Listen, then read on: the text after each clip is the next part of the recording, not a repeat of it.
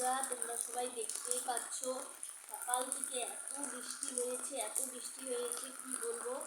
এখন আমি ভাতটুকু রান্না করবো, যে দেখো গরুগুলো সব ভিজে গিয়েছে আর এটা জ্বলতেছেও না। আর এত জল কাটা, দেখো আমি ছাতা দিয়ে, এখানে বৃষ্টি করতেছে, ছাতা দিয়ে রান্না করতে বসেছি। কি করবো, পেটে তো খাইতেই লাগবে। আর এত বৃষ্টি, সকাল থেকে এত বৃষ্টি, এখন বেলা 11টা বেজে গিয়েছে। আমি বৃষ্টির অপেক্ষায় কখন কমবে আর বৃষ্টি আর কমে না। তাই আমি এখানে ছাতা দিয়ে ঘেরো দিয়ে তারপরে উনুনে ভাত বসিয়েছি। তো দেখতেই পাচ্ছ উনুনটাও জ্বলছে না, এত ভিজে গিয়েছে, উনুনটা পুরো পরিমাণে ভিজে গিয়েছে বৃষ্টিতে।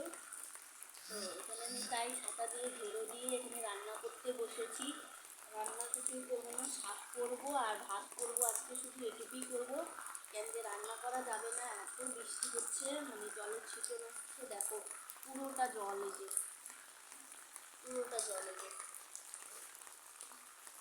পুরোটা এখানে জল, এই যে জলের মতো বসে গেছে, সিঁড়িটা উঠে গিয়েছে আর সব খড়ি ভিজে গিয়েছে।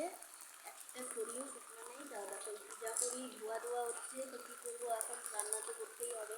ঠিক আছে বন্ধুরা, তো ওকে, যাদের তোমাদের ভিডিওটা যদি ভালো লেগে থাকে তাহলে লাইক করো, কমেন্ট করো, শেয়ার করো।